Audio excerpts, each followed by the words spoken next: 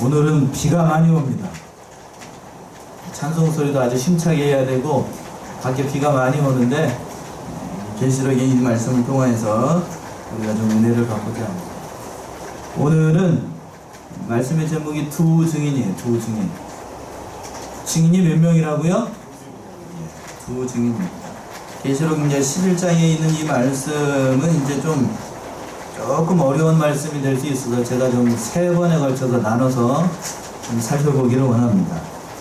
지난 시간에 이제 10장에서는 힘센 천사, 큰 천사가 한 발은 땅을 딛고 한 발은 바다를 딛고 서가지고 예수님께서 이 모습은 뭐냐면 예수님께서 마지막 그 나팔이 울릴 때 이루어질 일을 미리 보여주신 것이다 라고 말씀드렸어요. 마지막 나팔이 있을 때. 그러니까 그 힘센 천사의 모습을 보여주고 난 다음에 연이어서 이제 오늘 이 말씀을 하는 거예요. 이 내용상으로 분류하게 되면 이제 계시록 이제 6절까지 있는 말씀 2개로 나눌 수가 있겠어요. 2절까지는 말씀하신 것처럼 성전과 제단과 그 안에서 경배하는 자들을 청량하라는 말씀이고, 그리고 3절에서부터 6절까지는 그때에 3년 반 동안 두 증인이 나와서 하나님의 말씀을 예언하게 되는 말씀입니다. 먼저 이제 첫 번째 대조에 와서 1절 보시게 되면 성전과 제단과 그 안에 경배하는 자들을 청량하라 라고 되어 있는데 1절 한번 읽어보시겠어요? 또 내게 지팡이 같은 갈대를 들며 말하기를 일어나서 하나님의 성전과 제단과 그 안에서 경배하는 자들을 청량하되.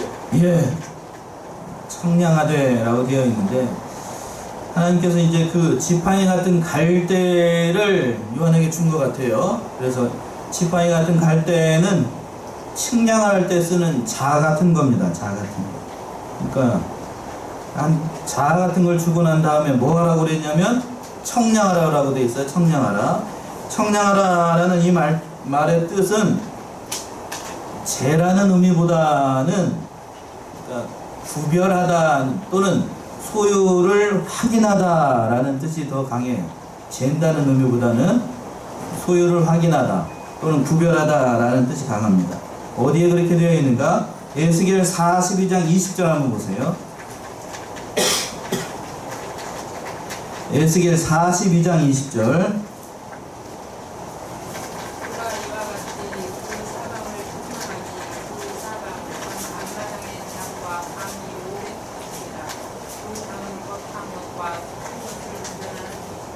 예, 그가 이와 같이 그 사방을 청량했어요. 그 사방 담 앞마당의 장과 방이 500척씩이니 그 담은 거룩한 것과 속된 것을 어떻게 하는 것? 구별하는 것. 그러니까 청량한다는 것은 거룩한 것과 속된 것을 구별하는 거예요. 구별하는 것. 또 다른 의미로 얘기를 하게 되면 하나님의 소유인 것을 확인하는 겁니다. 확인하는 것. 그러니까 하나님의 소유된 것들이 어떤 것이 있을까? 세 가지. 뭐였냐면 하나님의 성전, 또 제단, 또 그 안에서 뭐 하는 사람들? 경배하는 사람들. 이렇게 세 가지를 청량하라는 거예요. 이것을 이제 어떤 신학자들마다 그렇게 얘기하는 사람들도 있는데 성전이라고 보기는 어렵고 뒤에 경배하는 자들하고 연결이 돼가지고 사람으로 해석하는 사람들도 있어요. 그러니까 성전에서 어떻게 하는 사람들, 성전에 있는 사람들, 또 제단에 있는 사람들, 또 경배하는 사람들, 이렇게 사람으로 생각하는 사람들도 있습니다. 어떻게 됐든지 간에 그러니까 하나님의 것과 하나님의 것이 아닌 것을 구별하는 겁니다. 구별하는 것. 성전에서 생활하는 사람들이 어떤 사람들일까? 말 그대로 여러분들과 같이 지성소 안에서 하나님의 말씀을 듣기 위해서 이 우중에도 비가 막 쏟아지는데 이 우중에도 온 사람들, 하나님 중심으로 말씀 중심으로 살아가는 성전 생활하는 사람들, 하나님 말씀을 사모하는 사람들을 얘기를 하는 거예요. 또 제단 생활하는 사람들도 역시 마찬가지입니다. 하나님의 제단, 성전이 있는 그 제단 중심으로 해서 하나님 앞에 신령과 진정으로 예배를 드리고 또 영과 제리로서 예배를 드리려고 하는 사람, 자기 몸을 산 제물로 드리는 그런 재단 중심의 생활하는 사람들을 가리키는 거고, 마지막으로 경배하는 사람들도 마찬가지예요. 영과 진리로 하나님의 말씀을 따라서 예배하는 사람들을 가리키는 거예요. 그러니까 좀 조용해졌네요. 저와 여러분들처럼 하나님의 말씀을 사모해가지고 여기에서 예배하는 사람들을 청량하라, 하나님의 소유인 것을 확인하라, 또 하나님의 보호 안에서 이 백성들을 보호하겠다라는 그런 뜻입니다. 말세가 되게 되면 하나님께서 이렇게 특별히 구별하는 이유가 어디에 있냐면, 이 백성들은 누구의 소유라는 것을 확인하는 거예요. 하나님의 소유라는 것을 확인하고, 이 사람들은 반드시 하나님께서 보호하시고 인도하시고 그렇게 하신다는 그런 말씀입니다. 그런데 청량하라는 말씀이 있는가 하게 되면 2절에서 보게 되면 청량하지 말라는 말씀도 있어요. 2절 한번 읽어보세요. 성전 밖 마당은 청량하지 말고 그냥 두라. 이것을 이방인에게 주었으며 저희가 거룩한 성을 42달 동안 짓밟으리라. 예. 어디에 있는 사람을 청량하지 말라고 그랬어요? 성전 밖 마당에 있는 사람들은 청량하지 말고 그냥 두라. 그냥 두라라고 되어 있어요. 그러니까 이스라엘의 그 성전을 조금 알아야 되는데, 우리는 지금 예배를 드릴 때에 어느 성소 안에 있는 거냐면, 엄밀한 얘기하면 지성소 안에 들어와 있어요. 지성소 안에. 지성소 안이라고 하는 거는 뭐냐면, 옛날에는 지성소 안에 누구들만 들어올 수 있었냐면, 제사장도 아니에요. 대제사장만 1년에 한 번씩 들어와. 1년에 한 번씩. 우리는 그런데 언제 들어오죠? 예, 맨날이 정답이에요. 맨날에 그 표준어가 맨날이 표준어인 줄 알았더니 만날이 표준어거든요. 만날 들어옵니다. 만날. 그러니까 아무 때나 들어온다는 거지, 아무 때나. 그 지성소 안에를 얘기하는 거예요. 지성소 안에 들어오는 거.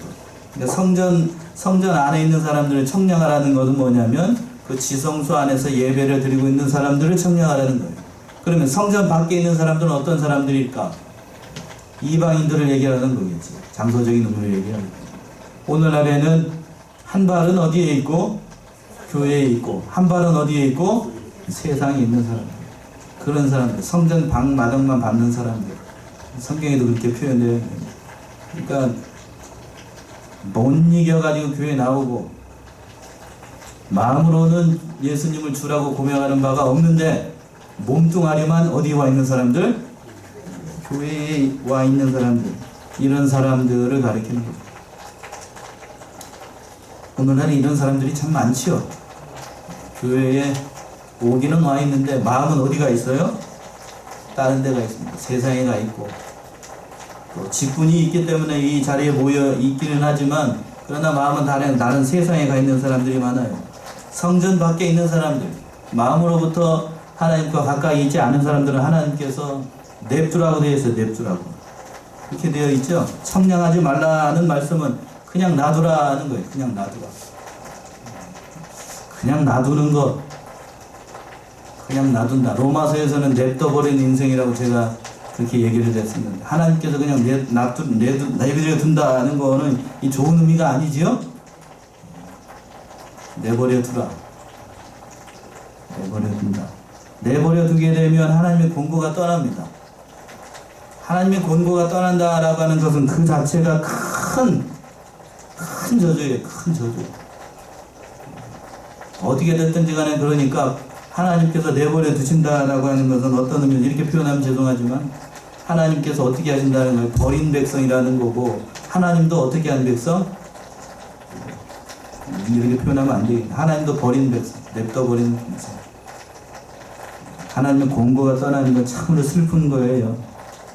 그러니까 어떻게 되더라도 하나님의 권고 안에 청량함을 받는 사람들, 보호 안에 있는 사람들이 좀 중요한 거예요.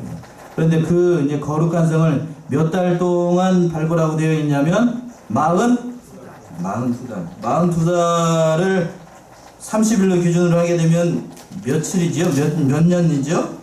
42달이면 1년 12달로 잡고 3년 반이에요. 3년 반. 3년 반의 기간 동안에 그 성전, 거룩한 성전을 이방인들에게 줘가고 짓밟도록 했습니다. 이건 뭐냐면 3년 반 동안 세상을 심판한다는 그런 의미가 있어요. 실제로 학자들마다 이 3년 반의 기간을 두 가지로 해석을 하는데, 실제로 3년 반의 기간 동안 세상을 마지막 날에 심판할 거다라고 하는 실제적인 의미로 강조하는 사람들이 있고, 또 언젠지는 알 수 없고 정확하게 알 수 없고 하나님께서 내정하신 기간 동안 극심한 환난 가운데 있을 것이다 그 해석하는 사람들이 있어요. 둘 다 맞는 것 같아요. 어느 것이 옳다라고 할 수가 없고, 중요한 거는 하나님께서 예비하신 그 기간 동안, 몇 달 동안요? 42달 동안 성전 밖에 있는 사람들을 심판하시는 그 기간이 있다는 거예요. 그 기간에 하나님께서 또 두 증인을 세워가지고 하나님의 말씀을 증언하도록 합니다. 예언하도록 하셨어요. 그 말씀 3절에 있는 말씀이네요. 3절 한번 읽어보시겠어요? 내가 나의 두 증인에게 권세를 주리니 저희가 붉은 베옷을 입고 1260일을 예언하리라. 예. 여기서 두 증인에게 권세를 준다라고 되어 있는데, 여기서 두 증인이 누구를 가리키는 걸까? 교회를 상징하라는 거예요. 교회. 4절 한번 읽어보시겠어요? 4절. 이는 이 땅에 주 앞에 섰는 두 감람나무와 두 촛대니. 이 두 증인을 가리켜서 여기서는 뭐라고 그랬냐면 두 촛대라고 했어요. 두 감람나무, 두 촛대라고 얘기를 했는데, 1장 20절에서 보게 되면 촛대를 뭐라고 그랬냐면 교회라고 얘기를 했지요? 교회. 그러니까 두 증인은 누구를 상징하는 거냐면, 그러니까 결국 교회를 상징하는 거예요. 교회는 성전을 가리키는 거니까 누가 성전이죠? 우리들 자신이 교회를 상징하는 거니까 두 증인은 결국에 누구를 상징을 하는 거냐면, 넓은 의미로 우리들 자신을 가리키는 거예요. 왜 두 증인이라고 했을까? 하나님께서 증거의 수예요. 증거의 수. 예수님께서 제자들을 전도하러 보낼 때에 항상 몇 명씩 보냈지요? 혼자 보내지 않았어요? 꼭 둘씩 보냈습니다. 둘씩. 왜 둘씩 보냈을까? 한 사람이 넘어지면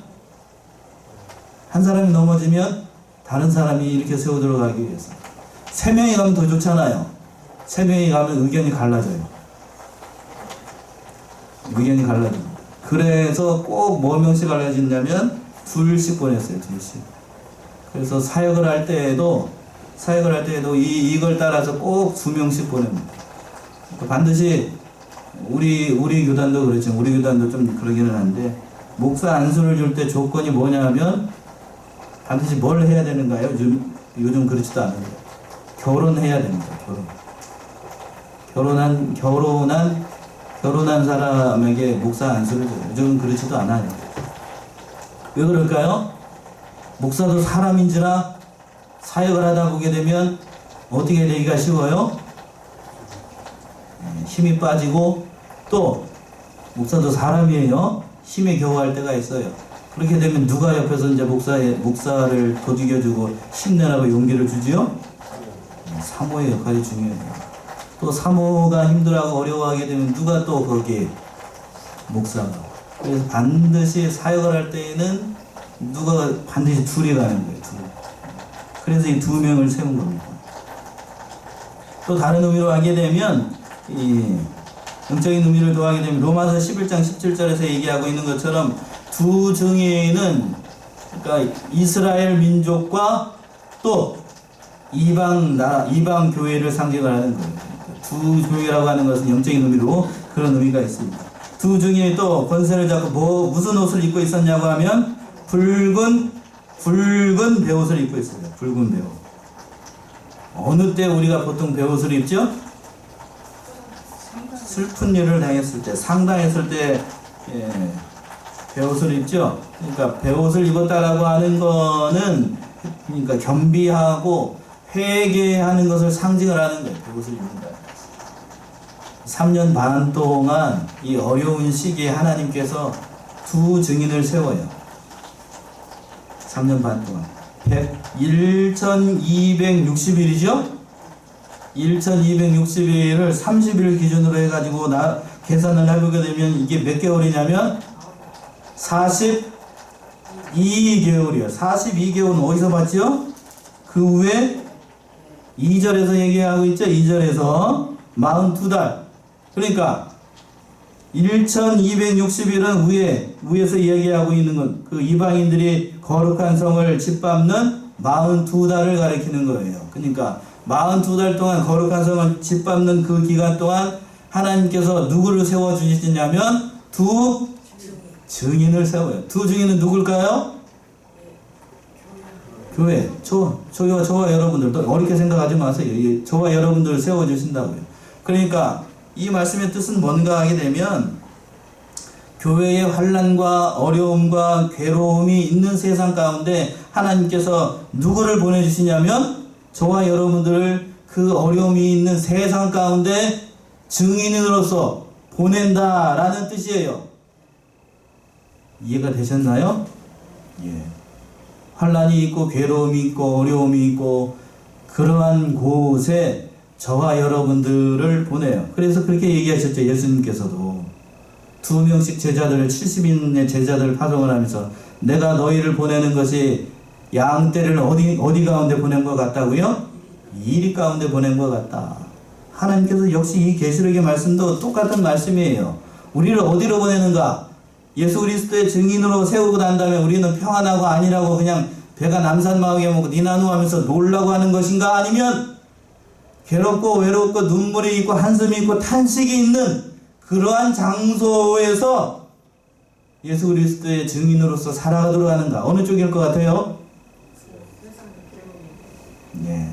십자가가 있고 환난이 있고 괴로움이 있고 탄식이 있고 눈물이 있고 그런 곳으로 예수를 믿는 사람들을 파송한다는 거예요. 파송. 그곳에서 뭐라고 그랬어요? 3절 하반절에서 보시게 되면 1260일을 뭐하리라? 예언하리라. 예언한다는 것은 하나님의 말씀을 증언한다는 거예요. 하나님의 말씀을 전한다. 교회 사명이 그거 아니에요? 예. 저와 여러분들이 주긴 사명도 그거예요. 예수 그리스도의 증인으로서 살아가라. 근데 요 말씀을 배워가지고 잘 아는데 우리가 그러한 엄청난 직분과 사명을 갖고 있다는 사실을 알고 있어요. 그럼에도 불구하고 우리는 어떻게 얘기를 하냐면 이런 환난이 있고 괴로움이 있고 탄식이 있다라는 말을 하게 되면 현대 크리스찬들은 그걸 좋아한다고요? 싫어한다고요? 예수 믿으면 뭐 받기만 바래요? 복 받기만 바랍니다. 복 받기만 바라요. 오늘 오기 전에 비가 많이 왔는데 예수 믿으면 비가 안 와야 돼요. 뭐 있는 날만 있어야 돼? 쨍쨍 해 뜨는 날만 있어야 된다는 거예요. 해 뜨는 날만. 그러나 예수 믿어도 쨍쨍 해 뜨는 날만 있던가요? 아니면 비가 오는 날이 더 많던가요? 예? 저는 비 오는 날이 더 많은 것 같은데. 그 얘기가 뭐겠어요? 증인의 사명을 감당한다는 것은 이 세상에서 좋은 대접을 받는 것이 아니라고 하는 거예요. 아니라고 하는 거. 그러나 그 증인의 삶을 살아가는 것이 저와 여러분들의 삶이라고요. 그러면 이 땅에 보낼 때에 하나님께서 아무런 능력도 주지 못하고 아무런 것도 해주지 않고 우리를 증인으로 보내는가? 그렇지 않지요? 그렇지 않아요. 오늘 말씀에서도 그 얘기예요. 그 얘기. 4절, 5절 한번 읽어보세요. 4절과 5절.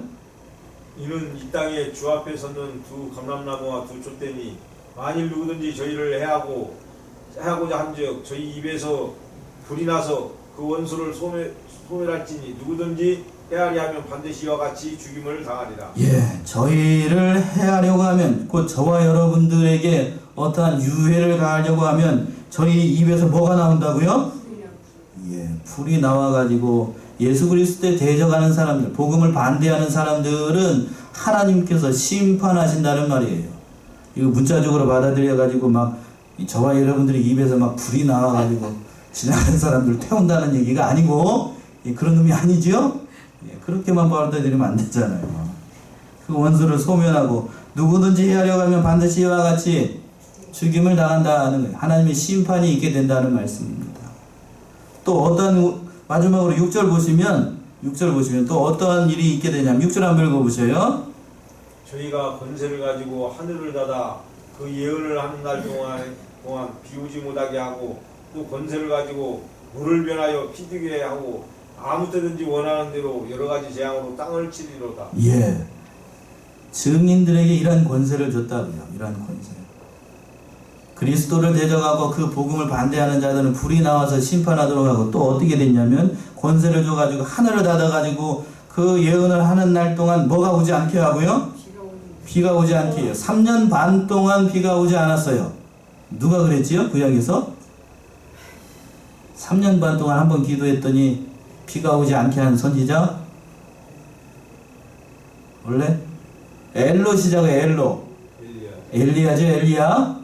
우리랑 성정이 비슷한데 기도했더니 3년 반 동안 비가 오지 않게 했어요. 그 말씀이에요, 이거.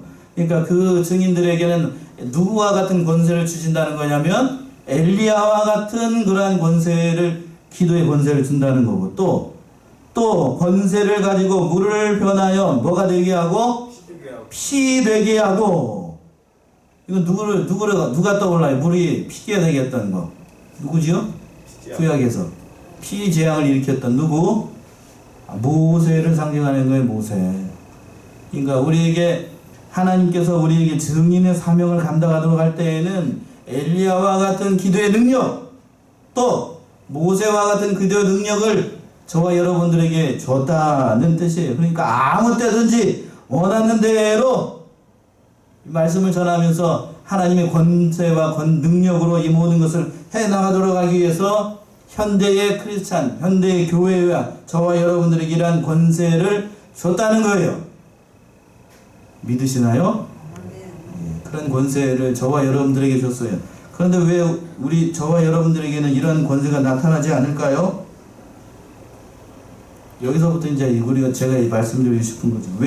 왜 우리들을 통해서는 그런 믿음의 역사가 일어나지 않을까요? 뭐가 없기 때문일까요? 답은 정해져 있어요. 내가 기도하게 되면 뭐 하늘에서 비가 지금처럼 이렇게 기도했더니 비가 멈추고 그런 문자적인 의미가 아니고, 나를 통해서 그리스도를 발견하고 나를 통해서 믿지 않는 사람들이 변화하는 역사가 누구를 통해서 일어난다는 거예요. 일어나야 된다는 얘기일까요? 나를 통해서. 그런데 현대의 크리스찬들은 나를 통해서 예수 그리스도를 발견하게 하는가? 그러신가요? 그런 믿음의 역사가 현대에는 많이 죄송하지만 일어나지 않아요. 그러니까 이 현대 크리스찬들과 현대 교회가 어려움에 빠진 거지. 오히려 어떤 일이 발생을 해요? 우리가 세상을 걱정하는 것이 아니라 세상에서 어디를 걱정해야 됩니까, 지금? 세상에서 우리를 걱정해, 교회를 걱정을 합니다. 자꾸만 한국의 교회만 봐도 그렇잖아요. 교회, 제가 몇 차례 말씀드린 것 같은데, 지하철에서 앞자리에서 두 사람이 막 싸우더랍니다. 한번 말씀드렸죠? 두 사람이 막 싸워요. 근데 건너편에 있는 사람이 얘기를 합니다. 여기가 무슨 국회냐고, 아니면 교회냐고, 왜 여기서 지하철에서 싸우냐고 그랬죠. 이게 무슨 얘기예요? 싸우는 것은 두 곳밖에 없다는 거예요. 어디? 대한민국 국회하고 또 어디? 교회에서 쌈박질밖에 안 하는데, 현대의 교회가 그렇게 세상 사람들로부터 질타와 조롱을 받는 장소가 됐다는 겁니다. 그거는 누가 잘못했기 때문일까요? 내가 잘못해서 그렇죠. 내가 잘못해서. 목사님 제가 잘못한 거. 제가 잘못 가르친 덕이. 그리고 죄송하지만 저와 여러분들이 그 말씀대로 살지 않았기 때문이에요. 우리 사랑하는 양문의 성도님, 오늘 이 말씀을 통해서 우리 자신을 좀 돌아봐야 됩니다. 우리 자신을. 두 증인은 다른 사람을 얘기하는 것이 아니에요. 예수님께서 말세를 살아가고 있는 사람들에게 3년 반 동안 그 세상 가운데 있을 동안에 그 증인의 역할을 하라고 저와 여러분들을 보냈습니다. 그런데 그 직분을 우리가 잘 감당하고 있는가? 그러신가요? 잘 감당하지 못하죠. 그러나 이 말씀을 통하여서 다 우리에게 주셨어요. 다 주셨습니다. 우리는 어떤 것을 원하는가? 서두에서 말씀드린 것처럼 예수 믿기만 하면 뭐 받는 인생으로만 생각하냐면 복 받는 것만 생각해요. 복 받는 것. 십자가, 고난, 괴로움, 다른 사람의 형편을 살피는 것, 이거는 좋아하지 않아요. 그러니까 뭐만 달라고 그러냐면 복만 달라고 그래요. 복만. 복이 없다는 얘기가 아니고 복의 개념을 좀 우리가 좀 다시 생각해 봐야 돼. 물질적으로 잘 되고 아들 딸 잘 되고 그것이 그게 복이 아니란 얘기가 아니에요. 복이라고 하는 게 뭘까요? 저와 여러분들이 이 비 오는 날 동안에 이 딱딱하고 이 자리에 앉아 있는 사실 자체가 뭐지요? 이게 복이지요. 또한 뭐가 복일까요? 예수 그리스도의 그 하나님의 자녀로 이 순간을 살아가고 있다는 사실 자체가 뭐지요? 그게 복이에요. 그게 복. 하루하루 살아가고 있다는 사실이 복이라는 것을 모르고 이보다 더 많은 것을 원하는 것. 그건 뭘까요? 성경에서 얘기하고 있는 것처럼 그건 탐심이고 욕심이에요. 그럼 주인의 사명. 우리 자신의 신앙을 좀 돌아보셔야 됩니다. 제가 이제 수요 예배 시간에 계시록을 하면서 그런 생각들 많이 해요. 꼭 앞에 서 있는 사람들이 꼭 좋은 소리를 듣더라 아니면 나쁜 소리를 듣더라? 이제 앞에 서 있는 사람이 그런 얘기를 들어요. 그러니까 두 증인도 역시 마찬가지입니다. 오늘 이 말씀도. 두 증인을 보낸 곳은 예수님께서 말씀하신 것처럼 이 양을 어디 가운데 보낸 것 같아요? 이리 가운데 보낸 것 같아요. 그러나 하나님께서는 그 두 증인들을 보내면서 모든 권세와 능력을 주셔요. 이 사실을 우리가 깨닫고 참으로 하나님께서 주신 모든 은혜를 잘 발휘해서 나를 알고 있는 사람들이 나를 통하여서 그리스도를 발견하게 해야 되고 그 역할을 하는 것이 저와 여러분들의 사명이라는 사실을 깊이 깨닫고 그리스도 안에 있는 자들을 그런 사람들 그리스도 밖에 있는 사람들을 그리스도 안으로 믿도록 하는 것이 저와 여러분들의 사명이라는 사실을 깊이 깨닫고 그 모든 일들을 잘 감당해 나가는 저와 여러분들이 다 되시기 바랍니다. 기도하겠습니다.